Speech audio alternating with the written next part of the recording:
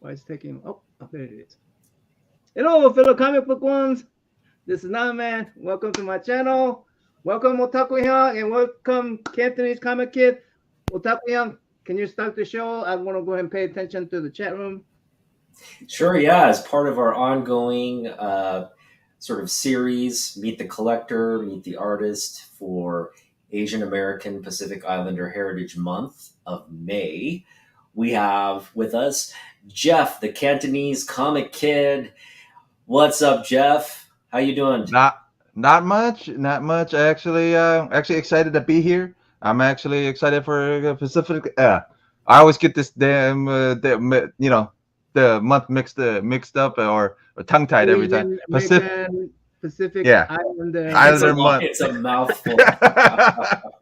Yeah. So, but yeah, I'm excited to be here, and we were talking backstage earlier. I've been in the YouTube game for 4 years now. So yeah, so I know people are gonna ask. So Oh, this is I've Yeah, been in the you're game for you're 4. you're very Yeah, prominent in the comic book community, and I know you have a lot of friends, and we're gonna yeah, get to yeah. we're gonna get to sort of the your network of community people and your shout Right, outs into the show. right. But why don't you just introduce people? Tell them tell the community who you are, what you're about, Right. and what your channel's about. Yeah, yeah. My real name is Jeff, and then my station name or my channel name is the Cantonese Comic Kid. Well, the funny thing was original name to the channel was Jeff Comic 813. That was the original name, and then I went. We went to a con with a friend. I went to a con with a friend, one of our YouTube friends or whatever. I asked him.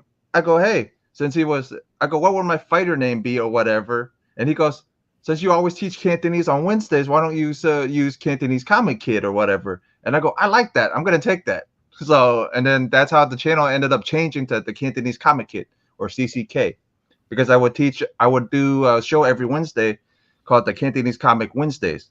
And how that came to be was I was in middle this the how the idea came to be was when I was in middle school, a lot of the kids in middle school would want to learn my friends in middle school would want to learn Cantonese words or would ask me, hey, how do you say this in Cantonese since or whatever. And you guys know these guys would ask me like, normal What is, words, what but is it? none of the normal words would stick with them, but the dirty words would always stick.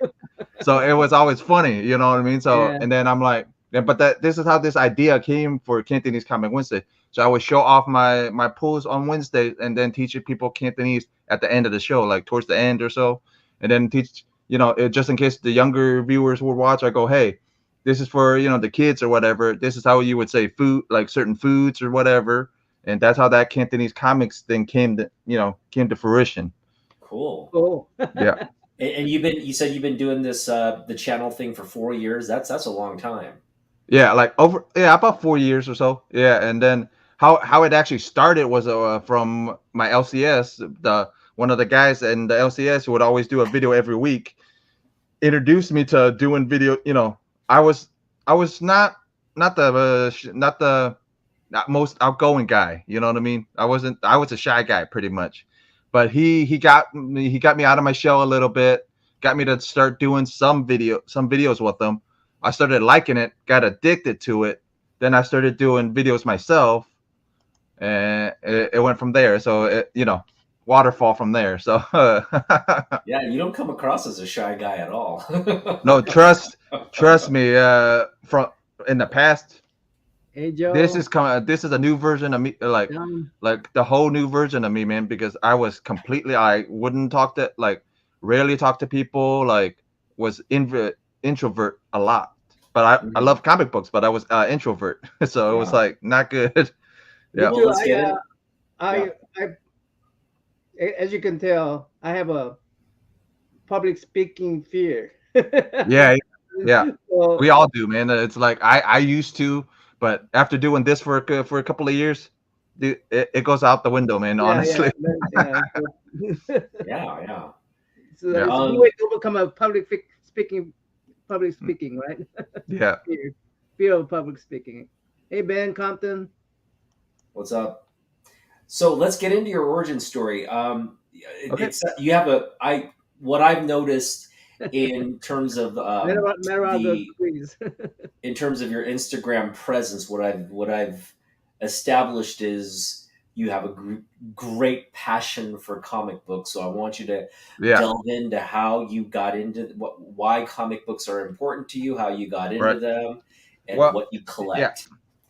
Well, yeah. So here's how I got into comic books was I was a actually I have it right here, but I was 8 years old, about eight or so, uh, early '90s. My mom used to own a restaurant. I made like I was 8, so I would walk like she was in a plaza. I would go to make deliveries to like the stores on the plaza or whatever. Got my first tip from making like how you guys would do it, bottles and whatever. So I made my first delivery, got a couple bucks. There was a newsstand right in the middle of the plaza, so I would go to the newsstand every day, and they would have books every Wednesday or whatever. So we'll go look at the books. Actually, I picked this up, Carnage Venom. This was my first comic book ever. So Nice. Oh, cool. I remember that Yeah. book. Yeah. yeah, this was my first comic book ever. But I've always thought since I was a kid, I've always thought this was issue 1 of a run. But no, it's actually issue 3 of a run. And because I always thought this was the date when I was a kid. I always thought that was the date, January June 3rd. Okay. Yeah. So I always thought that was so I finally found it last year because my original copy, you know how it was. You would bend it, you would put it in your back pocket, ripped it up and whatever. So I was trying to find it. I've always thought it was issue 1, and then I finally figured out it was issue 3 of a freaking 4-issue run. So I'm like, oh, that's why I can't find it. It was because it was a 3rd issue. So always thought that was a 1st issue, and finally I went, oh, that ain't the first issue. That's actually a 3rd issue. I finally found out I think last year or so. Yeah. Mm-hmm. Looks like a Cappy's trying to spoil the show here. Jeffy's king. Well, everybody in the community knows I'm a big Vampirella fan, and how I got into her was I was probably like maybe like in the teens. I was a teenager. I saw the really corny B movie that they came out with, and really liked the character. But I've always liked strong female characters because I was raised by a single mom, single Asian mom at that.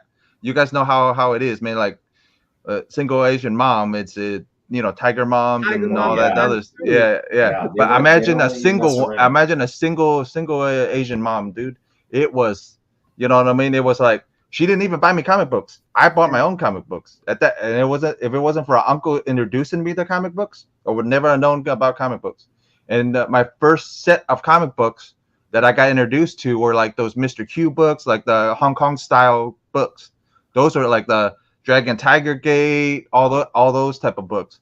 Those were the introduction to comic books, honestly. But and then I had another uncle that was into Marvel books, into Spider-Man books. Then he introduced me to the American style books. So if it wasn't for those uncles, I would have never got into comic books at all. Thanking to those uncles. But mom would never buy me books because mom would always say, you would only look at the pictures and that's all you're going to do. And you're not going to read any of it.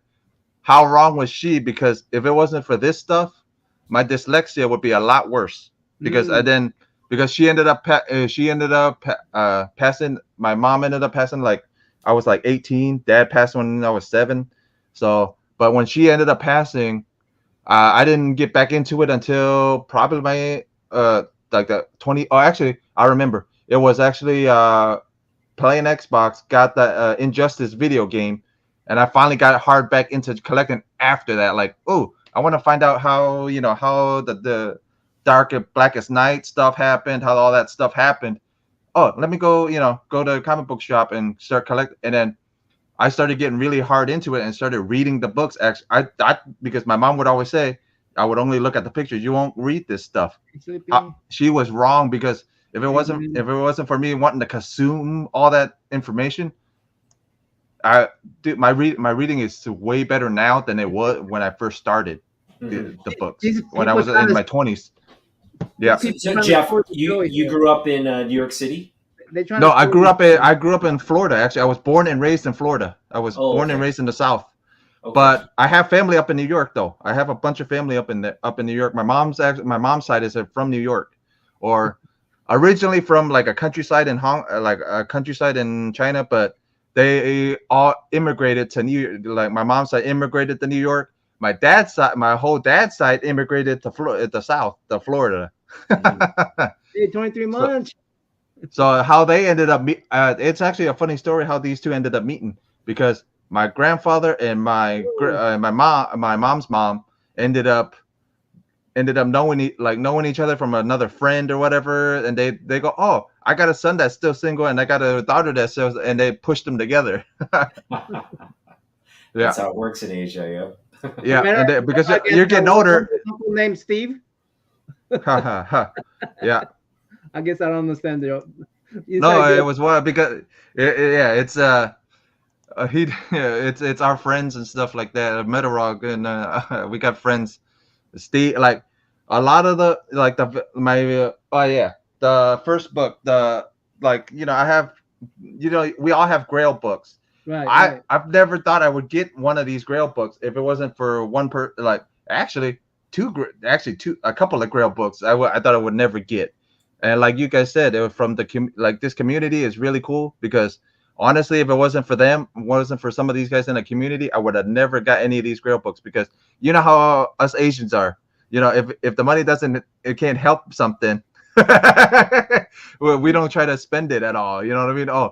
It's over $100 or it's over $1,000. No, man, it's not worth it, because I don't understand people with $1,000 book. I don't understand it. Yeah, well, when I show you this book, everybody knows a Vampy 1 right now is going for like $1,600, and man. Yeah, that Asian guy that knows this is not going to spend $1,600 on a book. You know what I mean? It's like, they're like, dude, I'm not going to spend it. You got a Vampy 1, huh? All right, boy. Yeah.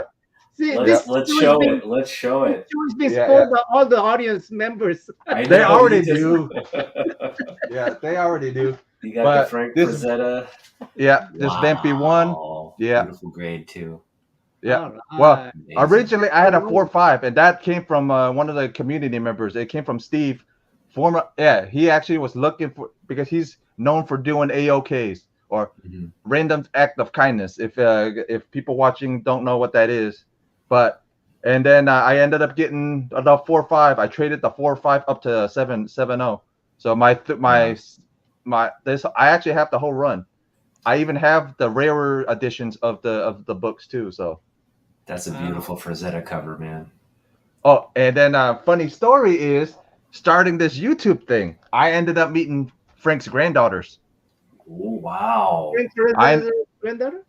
Yeah, Frank Frazetta's granddaughters. I met Frank Frazetta's daughter, Holly Frazetta. So I'm actually super close with them now.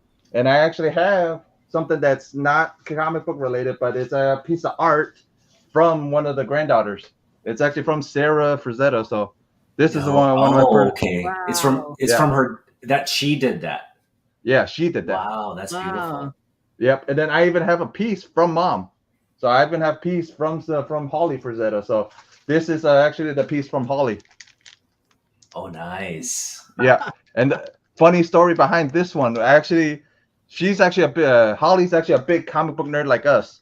And I found out she loved House of Secrets, House of Mystery.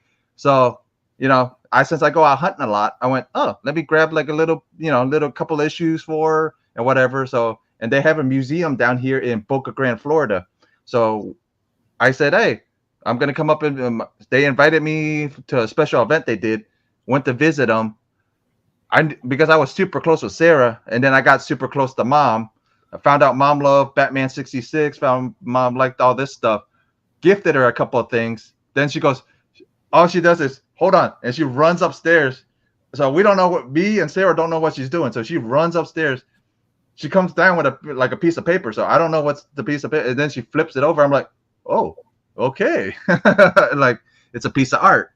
And then that's how I got that piece of art. And then Nice. Sarah's one was I Wow. had asked her to do me a piece. So yeah. Time to marry into the president.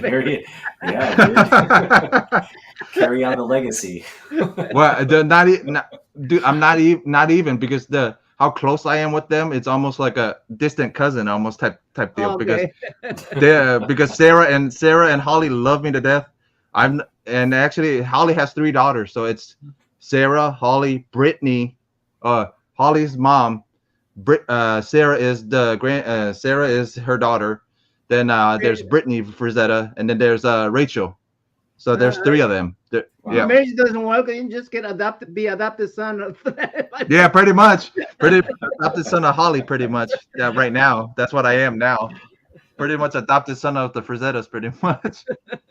That is awesome. That is So, that's honestly, the if it best wasn't story. telling you guys, honestly, if it wasn't for this, if it wasn't for YouTube, I wouldn't have met them at all. Because I met them through another friend that I know, and a couple Roger and everybody else knows in Germany, because he was doing an interview. He knew how big of a fan of Vampirella I was. He goes, "Hey, I'm doing an interview with Frank Frazetta's granddaughter. One of the co-hosts, like how you guys do it." He goes, "Want to co-host or whatever?" So I ended up co-hosting it, got to know her, and then found out she lived in Florida. So I'm like, "Oh, that's really cool." And then got started messaging her back and forth, talked to her. I actually got to interview her a couple of times, and then I got to interview her on actually, she came on last year on my birthday. Actually, we interviewed her on my birthday last year. So it's actually on the channel. And if you guys want to go check it out later, it's actually on the channel. And it was really cool. And then I saw that, I go almost every year. I go to the museum almost every year. I go, you guys don't need to ask. You guys know I'm gonna at least come 3 times during the year. So just set 3 dates off, and I'm good. Awesome. Yeah. You make a YouTube video when you go, whenever you go? Yeah, I actually have one. I actually have one on it of me going to the museum. It's like one of the ones last year, but I shot it a little too quick. But I have an idea for the one next year. But I'm gonna reach out to her first and actually talk to her about it. And I'm gonna actually walk through with her and telling you guys stuff about the pieces and stuff, and walk back out like a walkthrough pretty much on my channel. So I'm gonna try to get it. I'm gonna actually try to get her a sit down type interview, like face to face type one. Yeah. I'm gonna try to work on that. I've been working on one of those for like almost a year, trying to get her like a sit, because she does this live stream stuff, but I'm like, she's never actually sat down in front of somebody, and she has, but like YouTuber type style, like sit down in front of in the museum actually. Physical interview. Yeah. I wanted to do one of those. Yeah, so that's another one. Yeah, that's a lot of stuff coming. You tell her when you're doing that, you are able to edit things out and stuff. So she nervous, and yeah. But like I said, So that's why I'm gonna. Yeah, I've been working on that one for almost like 2 years almost, because I've known her about 2 to 3 years now. So I've been working on it ever since I've met her. So I've been working on I've been wanting to get mom. I've been wanting to get mom too, but mom doesn't like the camera. So so mom's off. First thing Sarah said, mom's off limits because mom doesn't like the camera at all. So. It sounds like has a nice ring to it, Roxanne. Yeah. It sounds like Frank's kids and grandkids have a passion for for art. It looks like the whole family's artistic and doing things in the art realm. Right.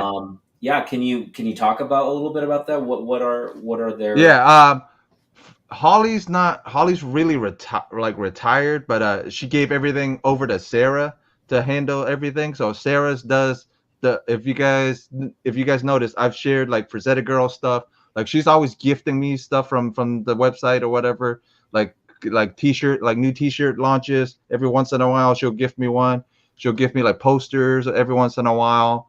But it's like merchandise. She's trying to merchandise Grandpa's name. She's trying to make grandfather more known, besides known as fantasy art. We all know him as a fantasy artist, but she wants to make the name big enough or super big. Like she wants to get up, like she really wants to do cons again, but she doesn't want to do cons again until she can get it like Alex Ross type style booth, where she can show off the paintings, have merchandise on the side, and that's what she really wants, and she's working on that right now.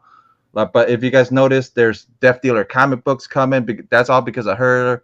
For Zetaverse stuff, like she's trying to make a whole universe. There's all kinds of stuff coming down the pipeline. So awesome, yeah. I can tell you this: no matter what generation, no matter what generation, whether it's old or new, everybody loves Frank Frazetta art, right? Yeah, everybody. It's just one of those things you look at and you just think, wow, this is absolutely stunningly beautiful, haunting, dark, and just everything. Like it's its own unique. But it's funny when you actually go to the museum and hear Sarah or Holly talk about him. It's so funny because he loved doing art and stuff. But if it was like demons or anything like that too dark, the wife wouldn't let him put it up. The wife would have him keep it in the studio, like because the wife was highly religious. Ellie was highly religious, so every Easter, every Christmas, Frank never bought anything. Frank always did something like a watercolor for the kids, watercolor for like the parents.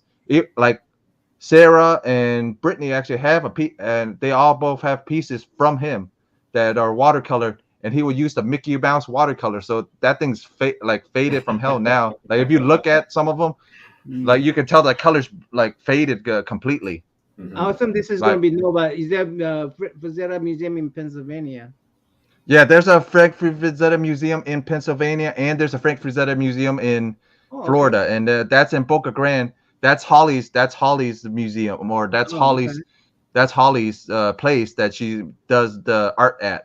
But the one in Pennsylvania is the main one, but that's Frank Jr. That's her brothers. That's her older brothers, Frank Jr. Okay. Yeah. So there's Frank Jr.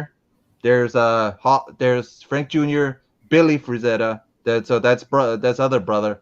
Then Heidi, and then her. So there's just 4 of them. Well, so and then there's the grandkids. Honey Bobby's a Frazetta family with the that sort of answers Frazetta, yeah. So that Frazetta fans in the chat right now. So. Yeah, the new book, the new art book is actually Frazetta Girls and Sarah's doing. That book would not exist if it wasn't for Sarah. Pretty much that big Tauschen book. I actually have one of the Tauschen books that they actually did. It's actually the Frazetta Master of Fantasy Art. It's buried under all these other books. Because you know how a collector gets it, we start reading and then they pile up and stuff piles up on each other. So, it's hot on Instagram. I see that post for that book all the time on Instagram, and I'm just like, oh. And actually, a fun fact, actually, this tells you how close I am with them because she posted, "Hey, you need an RSVP to this Miami Beach event." I didn't tell her I wanted to go or nothing. She had the Tauschen people email me the invite already. I already got emailed the invite, so I could go if I want to. But honestly, it's a little far for me to go. So I'm like, and I can go to the museum anytime I want. All I have to do is tell her. But it's every February is the one down here happens because there's hurricanes. Mom doesn't want to keep those things up during hurricane season, so it's every February to March is when this one's open down here, and it's by appointment only. So you would have to, go to Frazetta Girls and actually make an appointment. Yeah. So that's the only way to go to this one in down here. And then and I got invited to the Miami Beach thing, but I may not go because of how far I have to drive, and if it's only one person going, it's a pain in the butt because it's 6 hours there and then 6 hours back this way. So it's like Roger will go with you. Yeah. If he's in town, half of the time he's not in town. Yeah. All right, Jeff. Well, let's see your next book. All right. My next books are actually it's Howard the Duck. I always like anthropomorphic animals, and the main reason I loved Howard the Duck was because of the movie, the Steven Spielberg movie of the Howard the Duck. So that's another childhood book. Yeah, and then I would have It was Menting though, wasn't? yeah. Yeah. Yep. So that's that one. Yeah. But actually, Howard's actually in it, and he's actually yellow in this book. Is that So first it's appearance got of a Howard the Duck?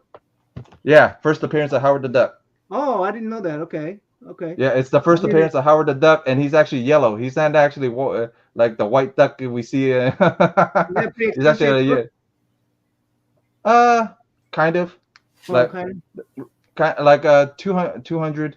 So it's not too Wow. bad. It's not as expensive as a Vampy one, but Yeah, it's still kind of expensive. So actually, I have a funny story behind this book. Oh, So Evil this- Ernie. Yeah, Eve already won Lady Death's first appearance. I'm always been, like I said, I always loved the bad girls, good girl art. I've always been, been interested in like the good art, like good girls, bad girl art. But the funny story was we actually went down to Miami with I went down to Miami with a couple of friends that are in the community. I went down with our friend Steve. And we went to a little comic book show. 2 vendors. One had a Vampy 1 raw, and I offered because he had I think like 3 something on the book. I offered him 2 in cash. No, no card or whatever. I offered him cash for Asians always carry cash. You know what I mean? Cash is king. So I offered him cash. He didn't want to take cash. So, and then the one funny thing is during the because I had an energy drink going down because since it's 6 hours that way and 6 hours back, we woke up early just to go there. So I had an energy drink with no food. So all you see is me bolting back and forth in the con, like to the other vendor, to this vendor, because there was another vendor that had this, and I offered him what I offered, and he goes, "Hey, if you can get me some $10 book, like some $10 books for my $10 boxes, so you can have the book." So all the friends that were there, all the community members that were there knew I was interested in both of the characters. They go, "Which one's a better deal?" I go, "I think that Evil Ernie is going to be a better deal." So all the boys came together and gave me like 1 book each. Like all the boys gave me like a $10 book each. So they all gave me 1 book each. Went back, gave them the books, gave them the money, and then that's how I got this book.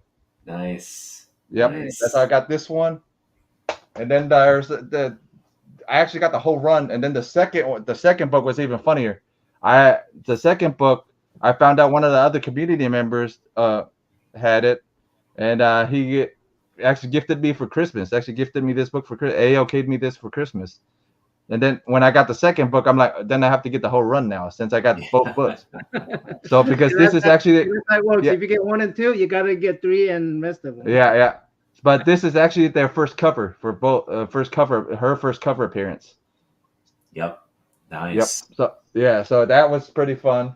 And then that's pretty much how like honestly all these books I would not have, like, if I was just collected by myself and had none of these guys, I would not have finished the Vampy run. I would not have finished the Ernie run. I would have So just you bought did finish Vampy Run, huh? Yeah. How long a run is that? 100 and original from Warren 112. But if you count the Harris one, it's 113. But a lot of hardcore fans don't count the Harris one because after Harris came out with that, Harris ended up getting sued by Warren. So yeah, and then so that's why the 2 last books are so expensive, because one, if you're a hardcore fan, hardcore Warren fan, you say Warren is the last one, but then the 113 is the start of the Harris run. Mm-hmm. And then there's two other books on that run are hard to get. Like they're hardcovers. There's one that hardcover is signed by one of the artists, and that's the one hard one to get because it would be mail away. You would have to fill out a mail away just to get it. Oh, Wow. Yeah. no. And you think the Vampy one is expensive? That hardcover is expensive. That hardcover is more expensive than that Vampy one. Are you reading Dynamite, Vampirella? Yep, I am reading Dynamite's Vampirella, and I really enjoy Caprice's interpretation of her. And you know what I mean? there are. It's just like Red Sonja. It's just like all the other ones. There are good runs and there are bad runs.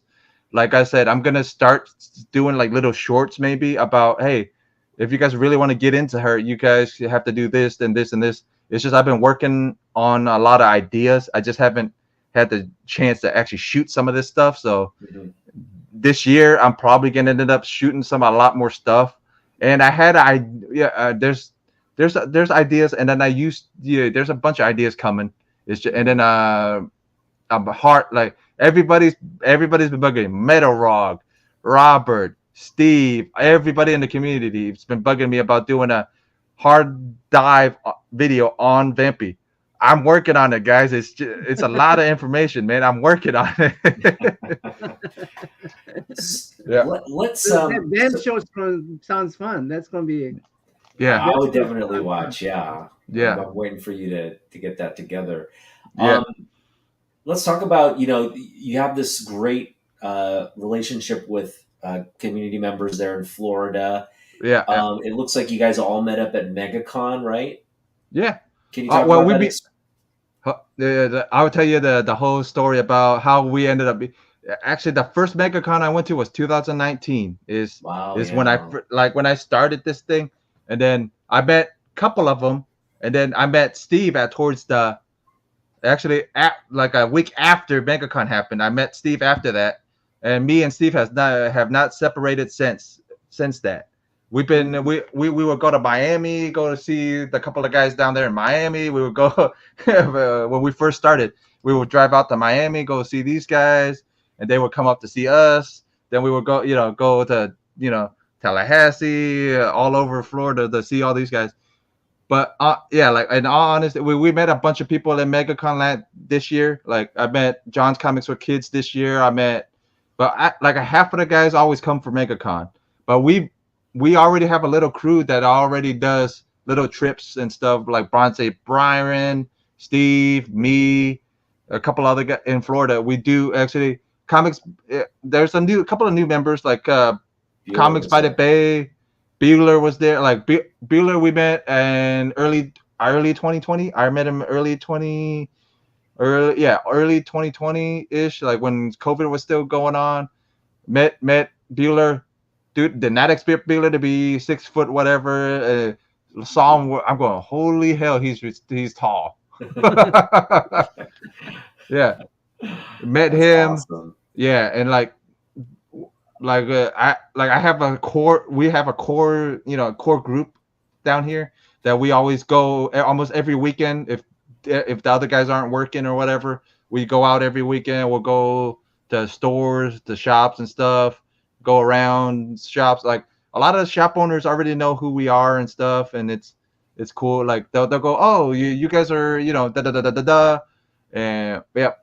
So that's pretty much how Florida works, man. Like it's a big group of us, and then we're planning on another big trip. Like we do little trips every weekend or so. We try to. Mm-hmm.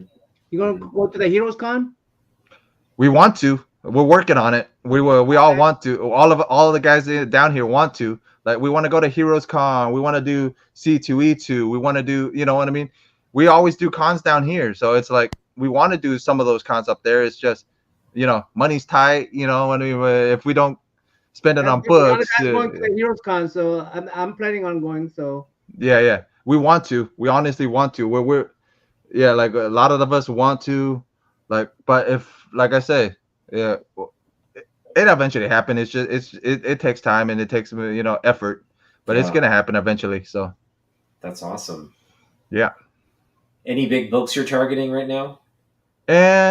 Not really, because half of the guys would gift me half of the book, like the Vampy 1. Because if it wasn't for Steve gifting me 4 or 5 Vampy 1, I would have not have got that 7-0, because he gifted me the 4. Because you know how we are, like if it's way past a certain price, I go, dude, it's out of reach. He ended up getting it for real cheap or whatever, gifted it to me.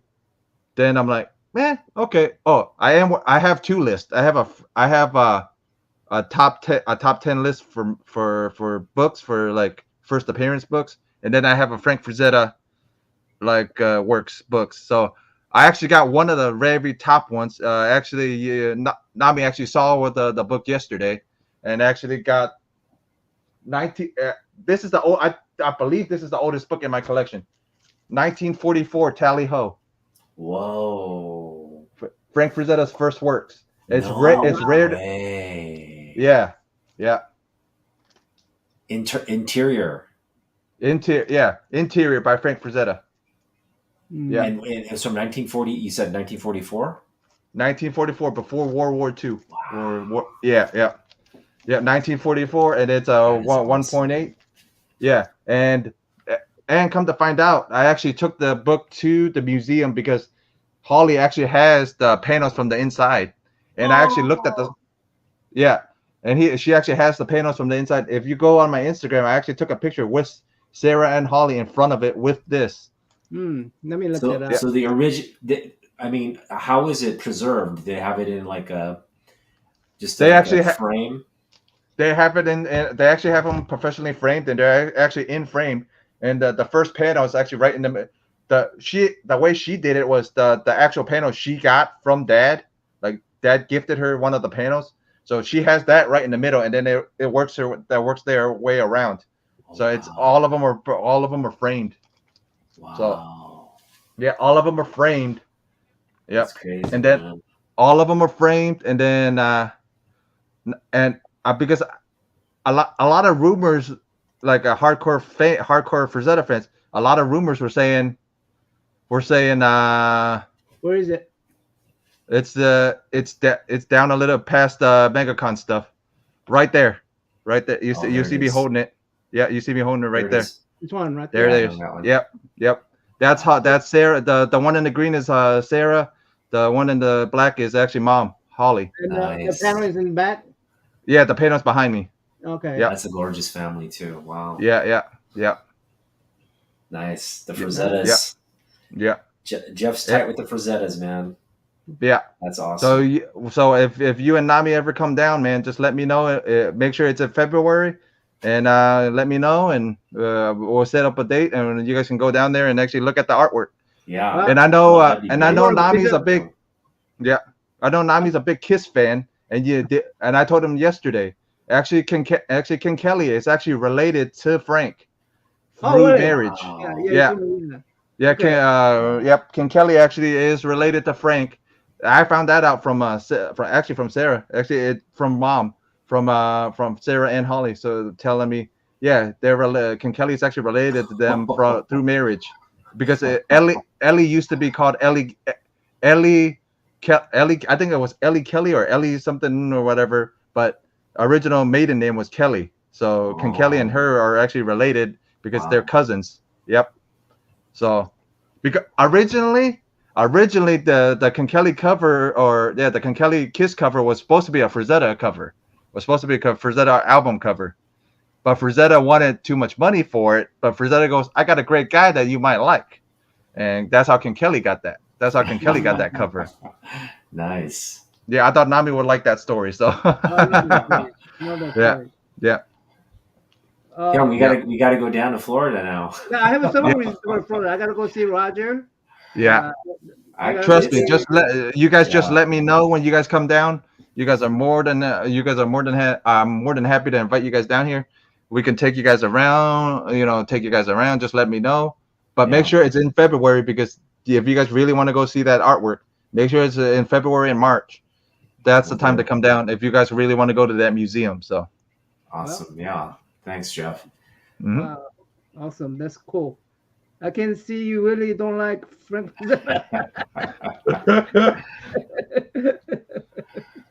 Yeah. So a lot of this stuff, like it wouldn't have happened. Like if it wasn't for this YouTube thing, none of this stuff would have happened. Well, I remember I was in like grades. I was very young. Mm-hmm. But when I saw Fire and Ice, I must have been like, oh, you like this? Yeah. Dynamite and actually Sarah are working on a Fire and Ice comic book. Oh, nice. So keep a lookout on it, and there's actually going to be some major announcements from Dynamite. but she already kind of announced it already. But there's gonna be like a Fire and Ice. Yeah. So That's great. so if you it's actually gonna be with a board game too. There's gonna be a board game type or a tabletop or something like that coming with it. So be on the lookout for that. So just keep an eye out. So when is MegaCon? Sleepy Ask. MegaCon's actually in February next year. So February. MegaCon. Roger. Yeah, Frank Frazetta Art Museum. So perfect. Yeah, perfect. We gotta round up the Pacific Northwest crew and head down there. Perfect. Sleepy's want to fly into. Yeah, perfect. But make sure you guys get at least another week off so you guys can go to the Frazetta Museum. So make sure you get another. Yeah. We want to definitely hang out with the Frazettas. That would be high on the list. Get on Buller's bus, Sleepy, and just head on down. So Jeff, we always when we have guests on, we always ask people, what. Tito the Alien. We say, what got you into comic books, and why are comic books so important? Why do you collect comic books? So, like, what is it about this hobby that's just different from any other hobby, and it's the best hobby? The first thing about this, because if you guys don't know, I'm actually dyslexic, so your comic book, your mom won't let you read it.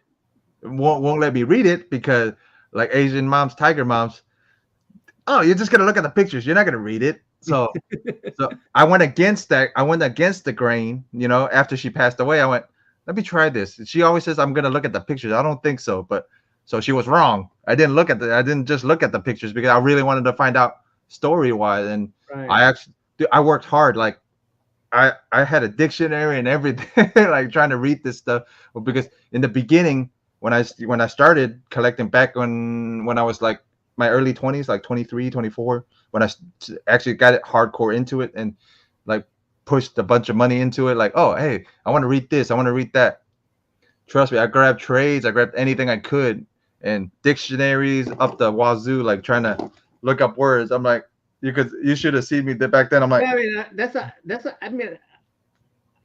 I remember reading comic books, but mostly I just looked at the pictures, but you get curious as to what the story is about, So but like I said, Asian moms, tiger moms, tiger dads don't believe in we're gonna actually read the book. We're just gonna look at pictures. You know what I mean? It's like, how it is, because you guys have been raised by Asian parents. I've been raised by Asian moms, so it's like, you're not gonna read it. Toss it. Yeah. My mom would just say, but that's how I got into it. And the main reason it keeps me collecting right now is because all these friendships I made in the community, like how nice this community is, like gifted me books like the Frazetta, the Tally Ho. I would never have got it because the book was, I saw the book. I told one of the friends that we hang out with, hey, I'm interested in that book. I would love to have this book, and then my birthday comes around last year. My birthday comes around last year. They hand me a box, wrapped like a gift or whatever. Hands me a box. Don't know what's in it. I'm thinking, because they know I'm a big Vampy fan, so I'm thinking like it's a small time book, like a Vampy book or something. I freaking rip it open it up. It's that book. I'm like, it's a book from 1944. It's actually a Tally Ho. It's the Tally Ho, because we know one of the friends down here in Florida had one, and it's rare to see that book at all. Yeah. So when I saw he had it, I hit him up and asked him, what he wanted for it. I said, let me get back to you. I really want it. Maybe we can set up some type of payment plan. But I didn't know these guys were going behind my back and planning something for my birthday. So I didn't know nothing about this. So they went from behind, and then snuck it around me, and then actually ended up getting it for me on my birthday. So I open it up and see it's that book. They go, you don't got no expression. I go, dude, I'm speechless. I don't know, I don't know how to react. Because because in the beginning I would do this Asian, I would call it the Asian default face, and they would always laugh because I would call it the Asian default face because I wouldn't smile at all. yeah. So so you would see some of that. If you see some of the early pictures of us in pictures, I would do like a deadpan face, and they go, and I would make them laugh because I'd come up with a joke. I go, oh yeah, that's my Asian default face, man. Don't worry about that. Are you Yeah, wives so- of Tiger moms? Are you married or are you single? I'm single actually. I'm You're actually single. Yeah, Okay. I'm actually single. I actually not married now, no kids.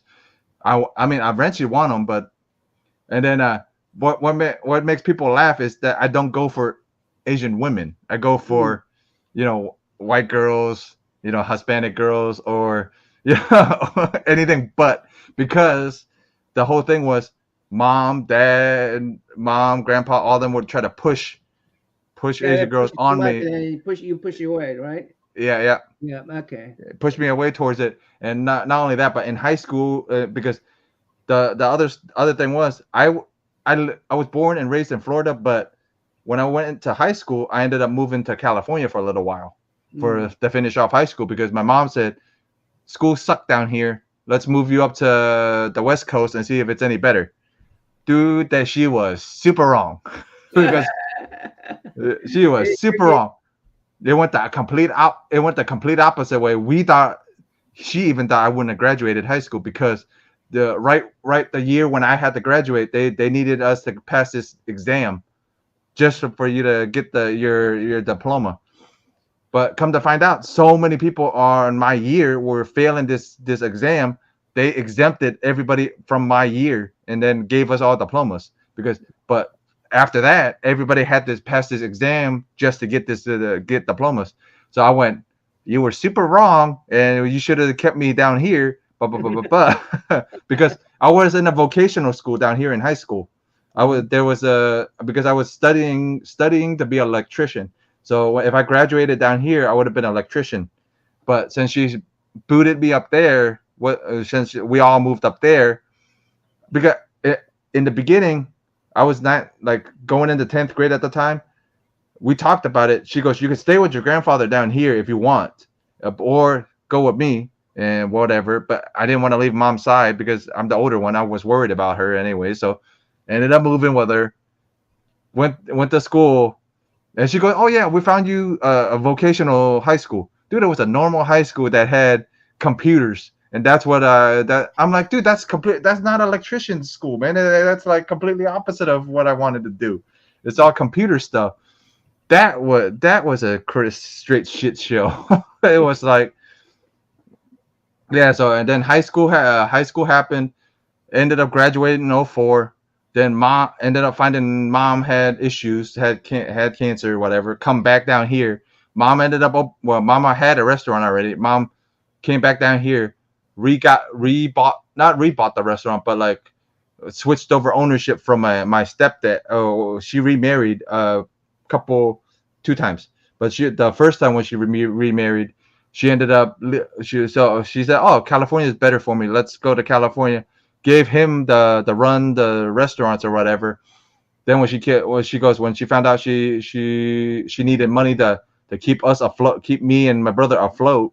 She said, because she couldn't find nothing up there, no job up there that would support like the way she wanted to live. So she goes, let me go back to Florida to run these restaurants again and have the money to support these guys and whatever. Left us with our other stepdad. That was straight shit show. That was not good, because he would always, because you guys, I told you guys I'm dyslexic. He found out I was dyslexic. He would make fun of me all the time. He would talk straight crap about me, saying I was dumb. I wouldn't, I wasn't smart at all. And so we would always get into it. Would always call her. I go, hey, it's not, me and him are not getting along. So and then and after I graduated, I was gonna go to college to study to be a police officer.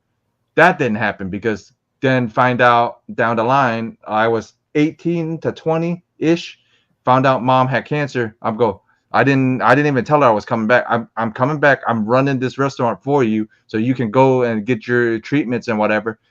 She got treated, got better, came back. Guess what happened down the line? Like a year down the line, cancer came back, went back up, got super sick, ended up in the hospital. I ended up I ended up running the restaurant for almost until 2000. And so after graduating high school, I ran a Chinese restaurant for like at least a couple of years, all the way until 06.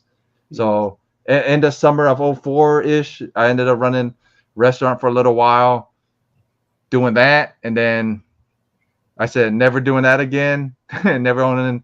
It was a pain in the butt. It's a really tough job. That's a really tough job. Yeah, and imagine you're 18. You know what I mean? You're 18 and you're not even, you don't know who you yourself are yet, and you're running a business. Yeah. You know what I mean? I was 18 trying to run this business, her business. Yeah. But if it wasn't for my uncle helping, it would have been worse. But I had the uncle help, but still, man, I was trying to run things with him.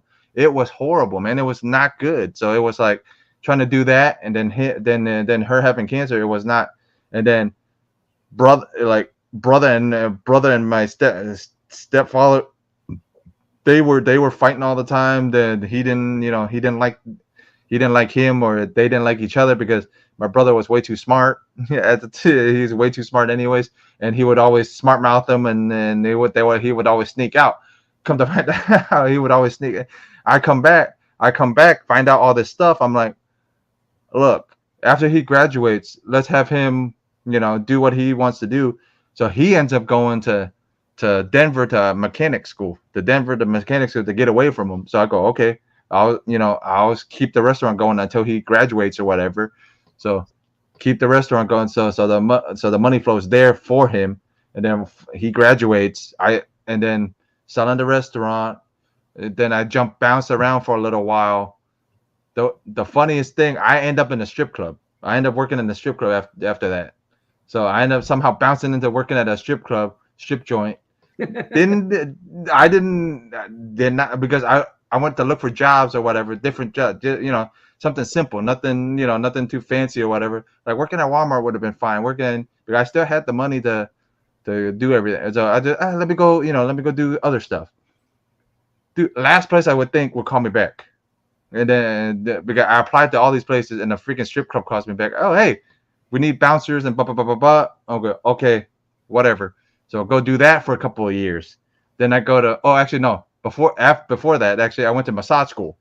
That's what I did. I went to massage school, and then I ended up at the strip club after that because I couldn't find nothing for massage or whatever. Couldn't find nothing. So I ended up doing that. And then now I end up at Quest Diagnostics, working at Quest, working as blood draw people and all that other stuff. So that's pretty much how my life has been, origin type thing. So wow. Yeah, that's incredible. That's that's an incredible story. Thanks, I've been bouncing all over, dude. I've been bouncing all over like this. Honestly, this is as much information. But this is a lot of information that a lot of people don't know about me. Like I said, that's why I wanted to with you guys, because a lot of people don't know a lot of my backstory, like origin story, pretty much. This is pretty much the origin story of how all this came to be and all, all this stuff. Like honestly, I was just, you'd be surprised. I was super not talkative, not when I was a kid because of the dyslexia or whatever. Never would talk, never did any stuff because I would be scared to, the people thinking I was, because in an Asian family and you're dyslexic, they would say they would just think you're dumb. You don't want to learn nothing. It's not that. It's just I learned differently, but they didn't understand. Asian families don't understand that. So they go, oh, you're just dumb. You know what I mean? Like the other side of the family would say, oh, you're dumb. My mom's side understood what dyslexia was. But the dad side is a little, country bumpkin type Asian family. They didn't understand that. They just thought I was dumb. So they would always call me stupid. They would always call me, you know what I mean? So it would, so my confidence would be, not great. And my dad's side, like their anger streak. I've been always trying to not be them. I've always been trying to complete opposite of them, being the nicest person possible, and not have that anger streak because dude, they fly off the handle like this, like a snap of finger. They fly off the handle easily. And I've been trying to do that, like trying to work at it, not to be that way, because come to find out, a couple of those uncles on that side have dyslexia, and the aunt has dyslexia at that end, but they don't know that. They just think they're like the other uncles and other aunts think they're dumb. But since I recognize what dyslexia is, and I see, I talk to them, I see how they are. I'm like, dude, they're dyslexic. So, but they don't understand what that is. So they just think they're dumb. So it's interesting to see, Asian families that think you're, you know what I mean? That don't know what forgiving culture. I mean, even Korean culture, any other cultures aren't forgiving about. They just think, there's no diseases or there's no type of disease or whatever dyslexia is, or whatever. There's nothing like that. You're just ignorant of learning. You're just lazy. You don't want to learn nothing. Yeah, it's not that, guys. It's not that. So no, I mean, that's I think I also, I struggled with, I think attention deficit, right? Hyper. Yeah, like all this stuff, and then everybody goes, Asian culture goes, oh, you don't have anything, or you're just a really bad kid. You know what I mean? They say ADHD, but they don't understand. It's a modern disease, or what? They just shove it off to that. It's really common. It's really common, and that's the thing. Like, they didn't know how to diagnose these kinds of things growing up in school. Yeah. But somehow, I think with the pressure my mom and dad put on me to get good grades and stuff. Like, I had the same thing. You did too, man. I had to force myself to really focus and push through. But it's definitely those. Yeah, just imagine being dyslexic and them pushing you, going, "Hey, you need to read. You need to do this. You need to do that." And it's not like I'm not reading. It's the problem was in school they would test me every year. They go, your reading level is at a third grade level, but why is your speech level at freaking college level type style, and it's up high? Because I was making up for the reading, because so people couldn't tell that I was, dyslexic. So every time I would do speeches, they would go, why is his speeches this good and why is his reading this bad? Like, they couldn't figure out why, but the whole reason was because I was dyslexic. I learned a different way. It's not that I see, and sometimes I see stuff backward, but when I get really nervous or anything, dude, dyslexia is super bad. It's like I'm gonna answer Sleepy's question here. My wife is not Tiger Mom because I was in the way of her being Tiger Mom. I let my kids read whatever they want, comic books, whatever. Right. Yeah, because mom was great. Mom was great. Don't get me wrong. My mom was great, but of course, I mean, mom was great. But my mom, if you actually looked at my mom, and actually, she wasn't really a tiger mom, but she just really wanted the best for me. You know what I mean? I understood that, but she wasn't tiger mom. It was just grandpa. Dude, I had to get raised because grandpa stepped up after dad passed away when I was 7. Grandpa stepped up. Grandpa became the father figure. And he was more strict than anybody. He was more the tiger parent than anybody. Yeah. Mom was more like Nami. Hey, go do what you want. Go do what you want. Go do what you want. Just make sure to, read, make sure to study, make sure to do whatever you got to do to graduate or whatever. But, she wasn't worried about my brother. She was more worried about me, since I'm just, and that's the whole reason she kept the restaurant going, was because she was worried about me not having a way to make money, and she wanted a way for me to keep money going. You were her first one too, so I'm sure. Yeah. I'm really glad we're having this conversation, because I think what a lot of people don't understand about the challenges, culture, challenges of coming to this country with little or no language, bridge. Like, my parents, they could speak English, they could read, write, do all that. Right.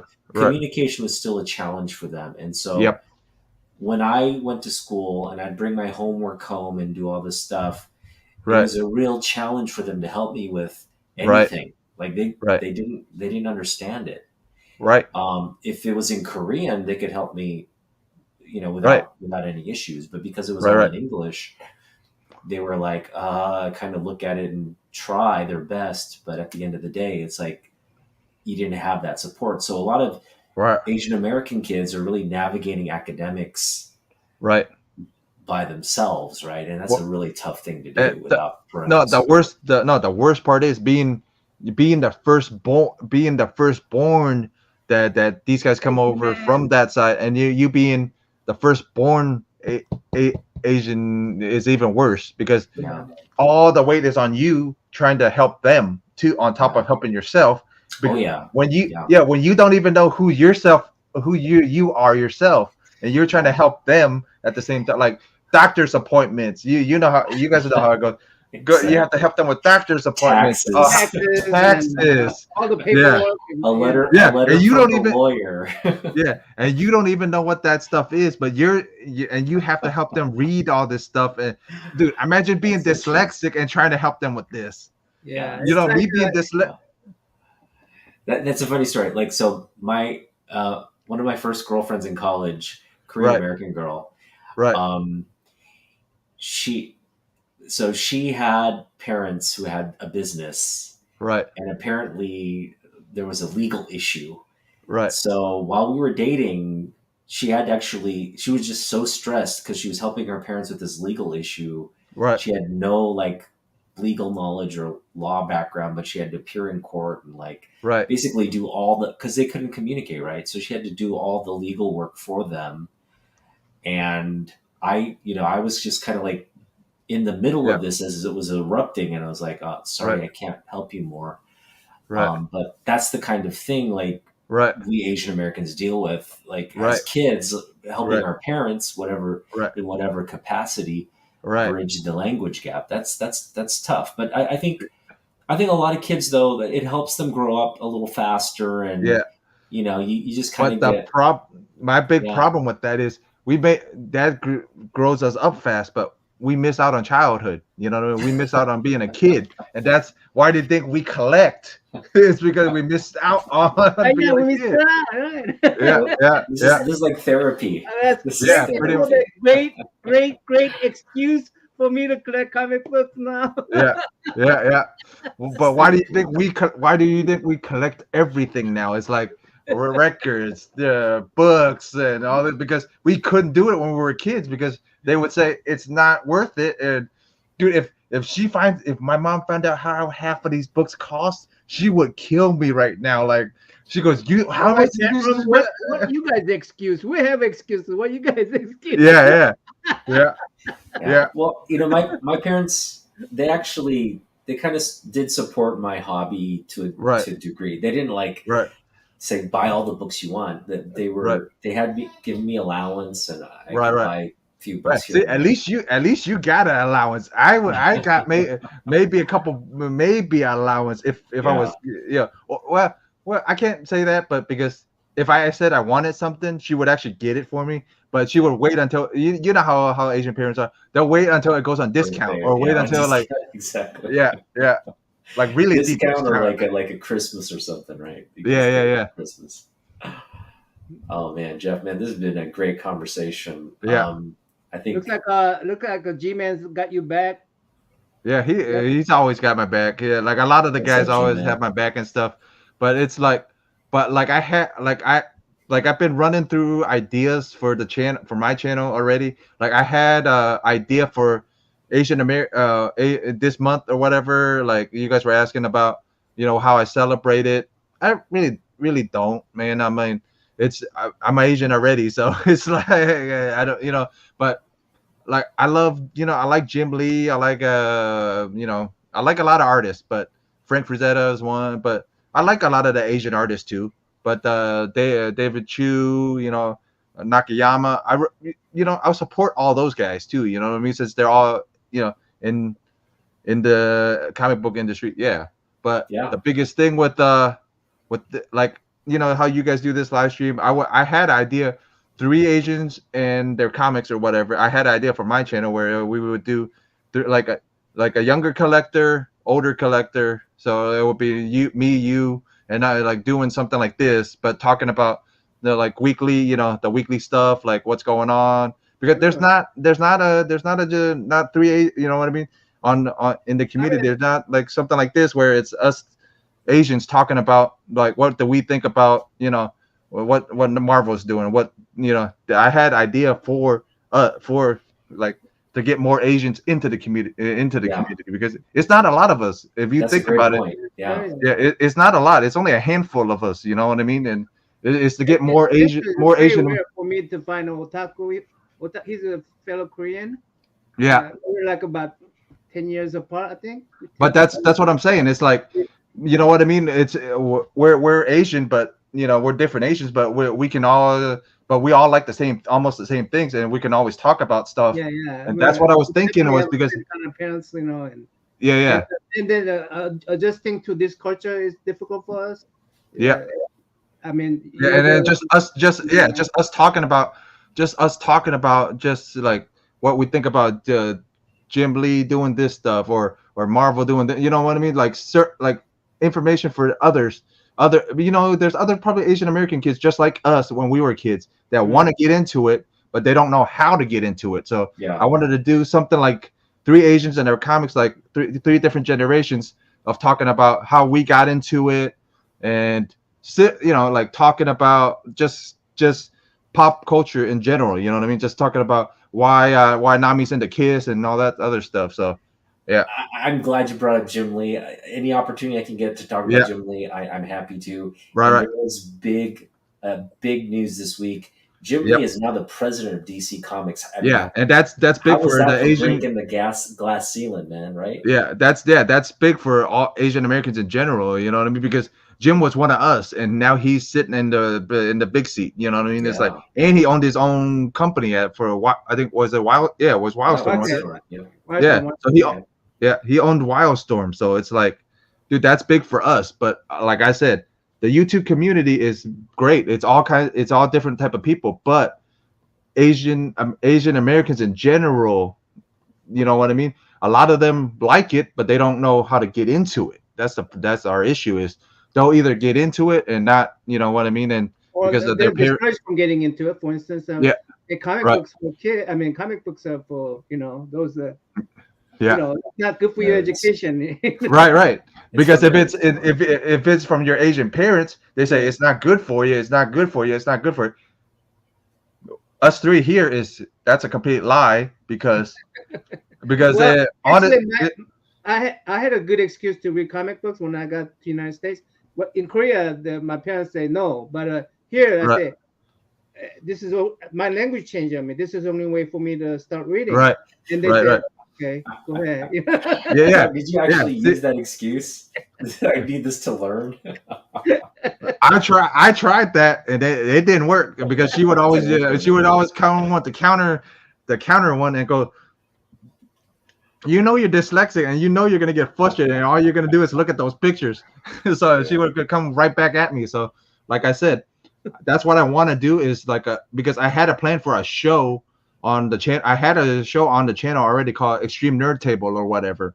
I did that, but it was different idea, but it was the similar idea to what I want to do with us here now, to like with you, Otaku, and my comic book worm, is get more Asian kids into this. Asian, you know, if they want to get into the YouTube thing, or if they want to do to show them, hey, you can, you know what I mean? It's not impossible. It's possible. And I want to get more Asian people into the community, man. It's like, it needs to be, you know what I mean?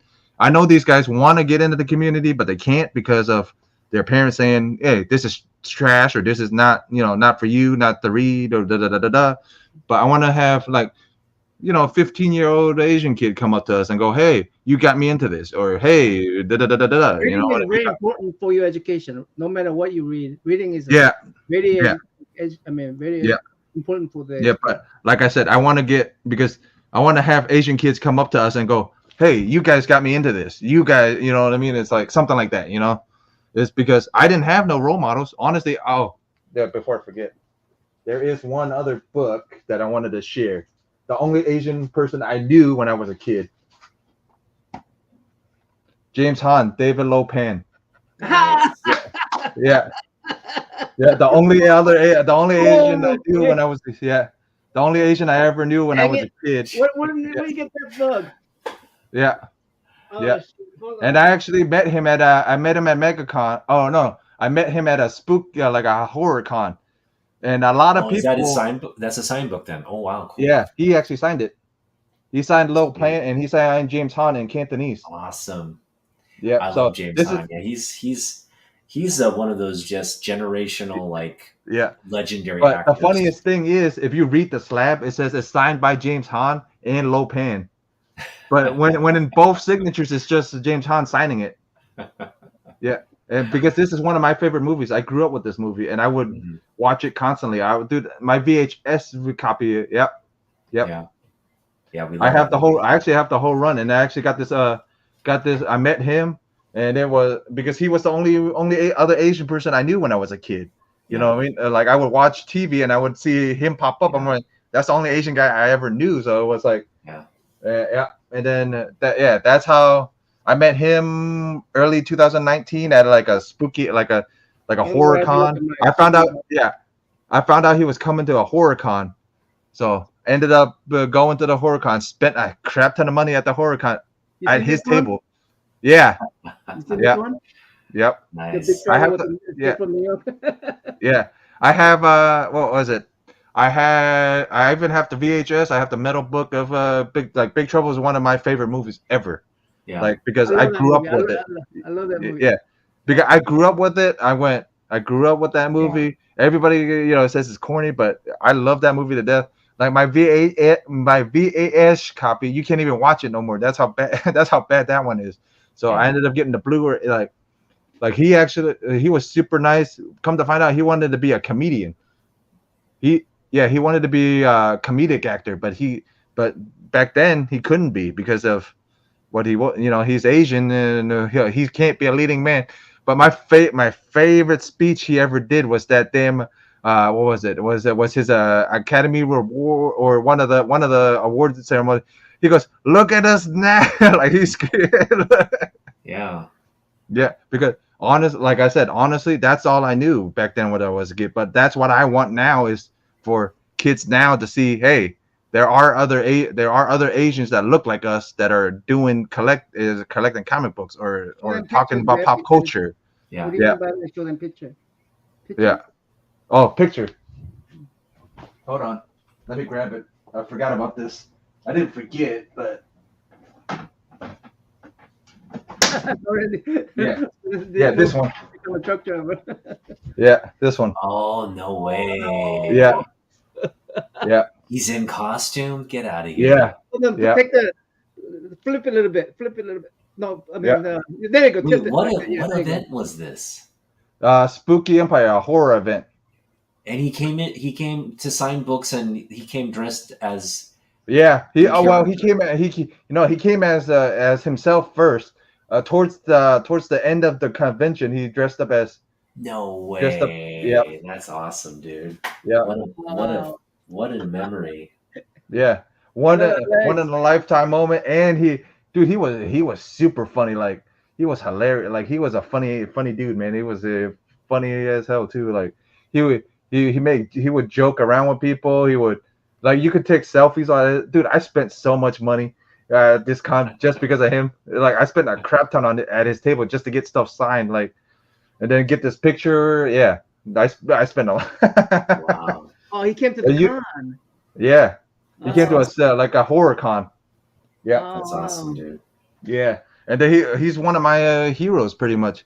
Like since you were talking about Asian American type stuff. Yeah, he's one of my biggest role models, pretty much now because of, and that's why I want to do something on my channel called, like I said, 3 Asians and their comics.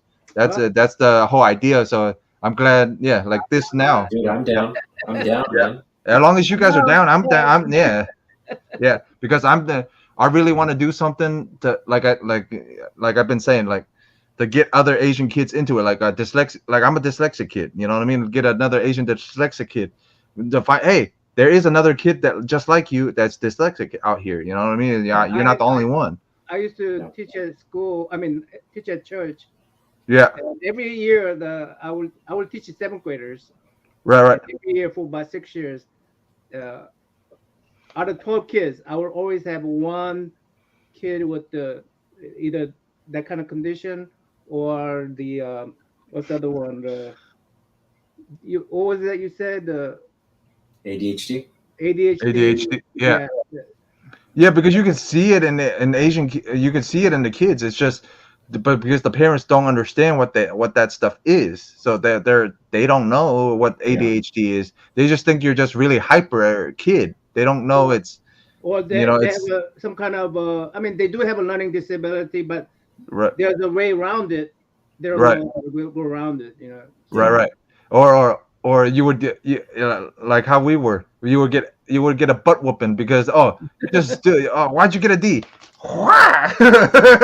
Well, okay, so you know what's really interesting is so for a long time in South Korea, you had this culture of people who were parents who were really like tiger moms and like forcing their kids to really study all the time and do well. I mean, it's still there in Korea. Don't get me wrong. That culture still exists of being academically focused. You got to go to college and all that pressure. But what's grown in South Korea now socially is an understanding of learning disorders, an understanding of, learning disabilities, or even just mental disability. There's a recognition there.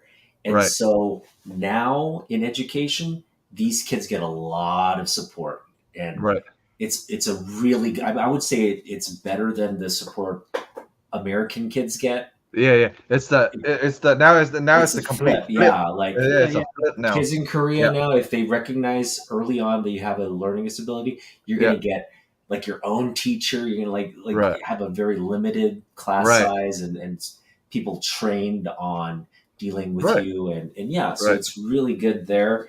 And I think here it's getting better. I think like people they have special programs in schools. Not every school district has it, but you see more and more school districts catering to those disabilities. Yeah, like I said, because I've had a bunch of ideas for live streams like that, but I want like stuff that actually I think this is the Asian side of me coming out, because I want to show other Asians, other cultures. Hey, there are there are people that just like you guys out here. You know what I mean? It's like because I never knew about dyslexia back then. When I was a kid, if I knew about that back then, but I never knew there was other people like me. You know what I mean? That had dyslexia, but were Asian or whatever. So I just want other Asian kids that are growing up now to know, hey, there are other adult or other Asians that are just like you. Don't worry about that, and you'll eventually find your path. But you'll actually be, I'm down to do, like I said, either a show on Saturday or Sunday. Sometime, whatever is good. We'll work something out, and then we'll start the first show and whatever, and I'll run it or whatever. We'll multi-run it on each other's channels or whatever. So. Yeah. All right. Well, let's talk about it offline. Yep. We'll talk about it. Yeah. All right. So what's coming up for the channel? Well, what's coming up? Yeah. What's coming up for the channel? Well, there's gonna be a Vampy video eventually, but it's a lot of. I have to take in a lot of information. Not Sleepy asked for it. Roger asked for it. So. Yeah. G-Man's asked for it. Like everybody in the community's asked for it already. So it's coming, guys. It's not. I don't want to do. It's my Asian side coming, man. I don't want to do a half-assed video, so it's like, you know how we get, man. Like we get into something deep, we want to work at it, make sure it's perfect. You know what I mean? It's so it has to be, because if it's not perfect, I'm not gonna like it and I'm gonna take it down. So I would rather have something perfect than nothing at all. So Yeah. My dude's on Well, the panel. I would Ask Jeff about his real history project about his favorite. yeah, that's the Vaporella That's- video. Okay, That's what he said. That's what he wants. Yeah. That's what he wants me to talk about. I'm working at it. He knows Yeah. that. okay. I'm working at it. But yeah, I'm working at it. You got to be patient with us. Yeah. I'm Asian. You got to be patient, man. I want it perfect. You guys. Yeah, because and then I'm working on a lot of stuff. Like there's shit. I'm working on another Frazetta interview with the girls. So that's coming down the line with Brittany and Sarah. So I'm working on something. But that's cool. coming down the line. Yeah. And then That would be awesome. With the and then there's some other stuff. Like I'm thinking about bringing Cantonese Comic Wednesdays back, but not sure if I want to yet. But it's gonna come back because I left off like episode 90 something, 95. Because wow, I got tired of episode on that, huh?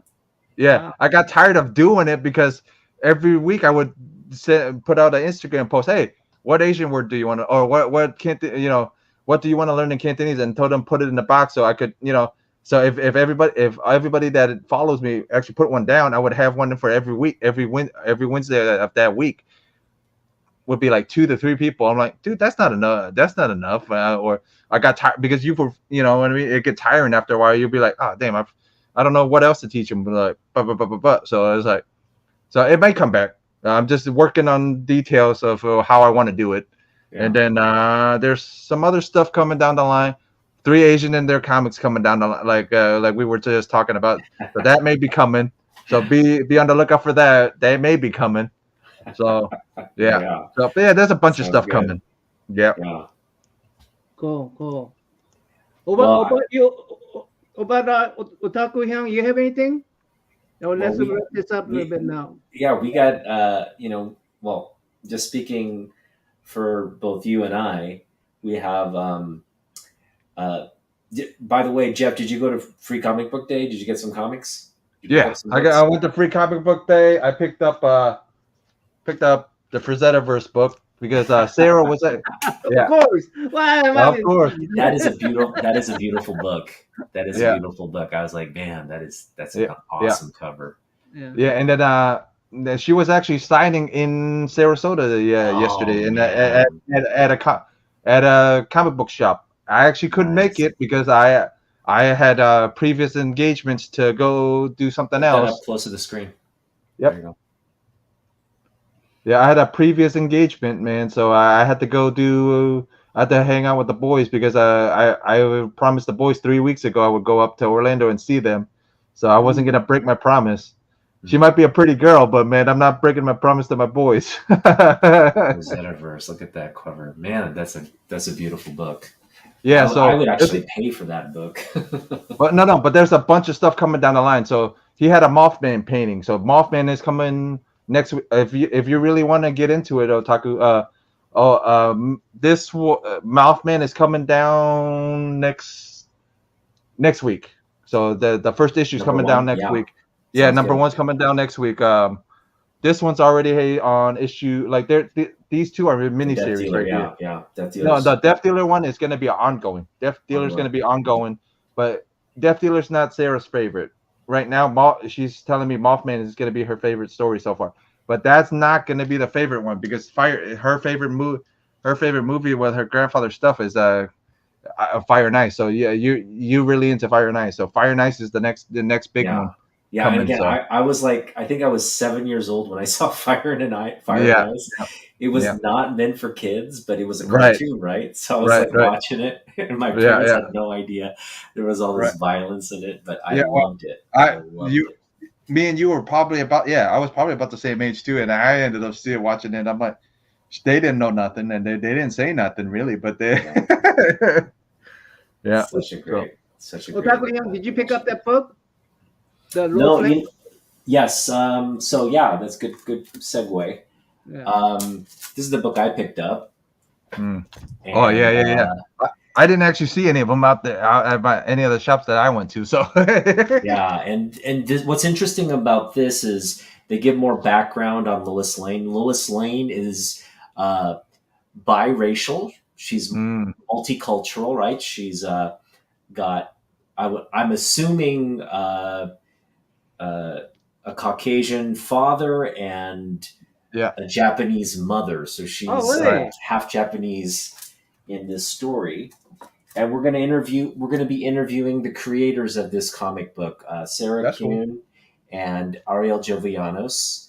They're going to That's be cool. on the show on Thursday. So don't miss that. That's going to be like such a interesting conversation. And if you want to hear how the creators came up with the idea of having Lois Lane be, half Japanese, half American, don't miss that. You think there might be some protest? I mean, not protest, but some pushback on that idea that, hey, you're changing my Lois Lane? No, I don't think there'll be any pushback on that. Okay. There shouldn't be. There shouldn't be. Would be now Comic Book Worm says it, and watch what happens. Well, people are going to be who they want to be, and I can't control that. But again, in my view, there should be, what's wrong with having a diverse group? Even if let's say they made Superman black, they made Superman Asian. Right. I mean, what would be the big problem? Well, there was an Asian one. There was an Asian one. No, there have been black Supermans, and there have been Asian Supermans. So it's like that's not a big deal. I don't think. Anyway, we didn't mean to get any controversy here. Give it to us for 1 month. 1 month, man. Yeah. Make all the characters Asian. 11th is when we're going to have them. The Thursday 11th, 1 p.m. So it's going to be a little oddball hour. No, 1 p.m. Eastern time. 10 a.m. Pacific. Right. Yeah. 10 a.m. Pacific. It's going to be a little oddball hours, but anyway, I really appreciate the conversation. Thanks all the people that's come by in the chat room. We appreciate you. We're going to end it right here. It's about an hour and 30 minutes, so it's a more watchable, rewind. If you're watching this on rewind, we appreciate you. So thanks for coming by, Jeff. Jeff, you're welcome. This was a great conversation, and dude, I'm just so glad we are connected now, and I'm looking forward to whatever you need, just reach out. Naman and I are here for you, so we'll get something going. All right. Say good night, See you guys. Good night. Good night, chat See ya.